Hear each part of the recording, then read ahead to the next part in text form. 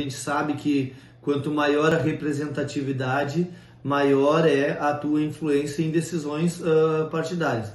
Como nós temos aqui uma representatividade de 5 mil e poucos eleitores, a gente sabe o quanto a política tem um dinamismo, né? E o quanto muitas vezes esses acordos que são feitos a nível nacional, por exemplo, eles nem tem como tu ter esse feedback de todas as unidades onde tu tem municípios com o seu partido. Então, claro que a gente participou de várias reuniões, nós tivemos diversas vezes para falar sobre isso, mas sabemos que as decisões finais elas estão mais relacionadas a um entendimento nacional e hoje, Arnildo, de sobrevivência dos partidos por conta da representatividade que se tem na Câmara dos Deputados. Começa tudo por ali.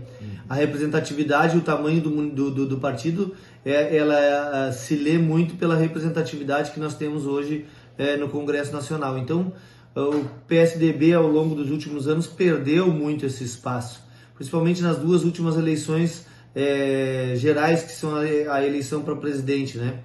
E esse espaço foi sendo perdido. Hoje, para você ter uma ideia, o PSDB caiu para 13 cadeiras apenas no Congresso Nacional. Então, tem uma representatividade muito pequena na Câmara dos Deputados, pelo que o partido já foi e pelo protagonismo que o PSDB teve a nível nacional há bem pouco tempo atrás, antes da polarização um pouco de PL, né, no caso do bolsonarismo e do petismo, né, através do Lula. Então, o que a gente enxerga é que houve um esvaziamento, inclusive, do partido, de lideranças que foram ao longo desse período saindo, concorrendo. Agora há pouco nós exemplificamos o caso do Alckmin, que acabou mudando para o PSB e concorrendo do vice na chapa do Lula, e o quanto o PSDB foi ao longo desses últimos anos se esvaziando nesse sentido, perdendo lideranças. A última agora aqui no Rio Grande do Sul, com a saída do Eduardo Leite para o PSD.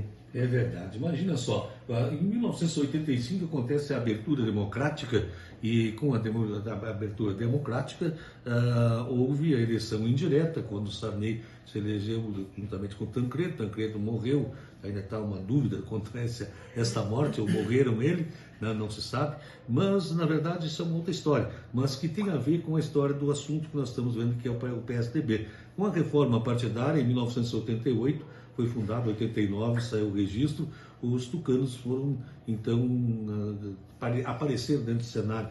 E esse fato aí faz com que o partido vá crescer rapidamente, né, chegando aí, inclusive, a fazer contraponto contra o PT, né, que seria o que hoje está o PL com o PT. Né? Então, cresceu bastante.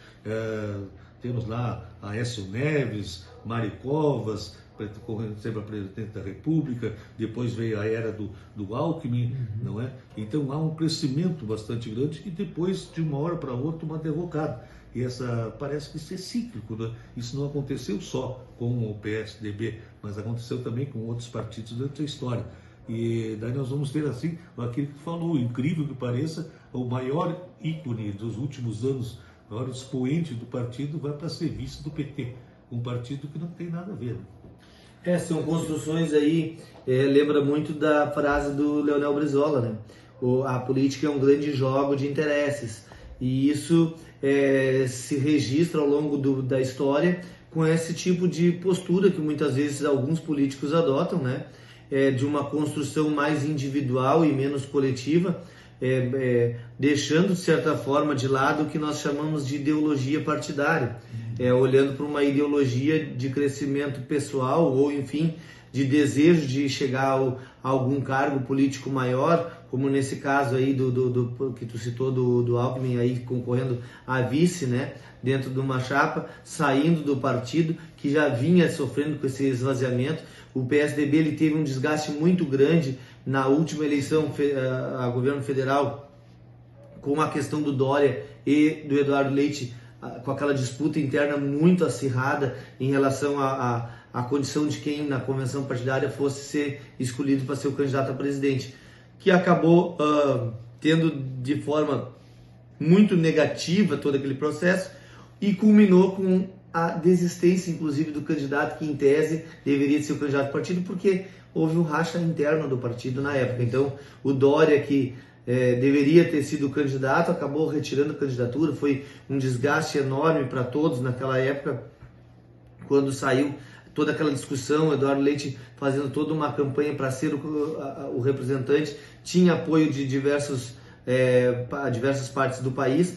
Porém, o Dória, por ser de um estado maior, como é o estado de São Paulo, por ter uma capacidade, principalmente dentro da sua localidade, o PSDB muito forte em São Paulo, a condição de ser o representante do partido, e depois acabou desistindo. Então tudo isso gera uma série de consequências que a longo prazo vai trazendo um desgaste para o partido, e isso traz consequências. Hoje está aí o PSDB com 13 cadeiras, né, à mercê ou prestes a fazer um processo de fusão partidária para se garantir vivo a sua sobrevivência com representatividade em condições de poder ter um crescimento. Ainda nesse raciocínio de histórico do PSDB, claro, não profundo, nem pensar, nem aqui o momento, mas também voltando para o estado do Rio Grande do Sul, né, eu lembro a briga no início do partido, né, do PSDB aqui no estado, quando Vicente Bogo, né, foi o primeiro que conseguiu ainda um expoente para fazer o partido crescer, quando ele concorre de vice do Colares e acaba sendo vice-governador do Colares, numa costura que até hoje ainda é discutível, né, porque assim como o Alckmin hoje está de vice do PT, naquela época também não se aceitava PDT e PSDB, mas aconteceu e acabou então sendo vice do Colares, e com isso alavancou, né? Mas ele preparou depois a própria candidatura e a eleição da Ieda Cruzes, né? E foi também uma boa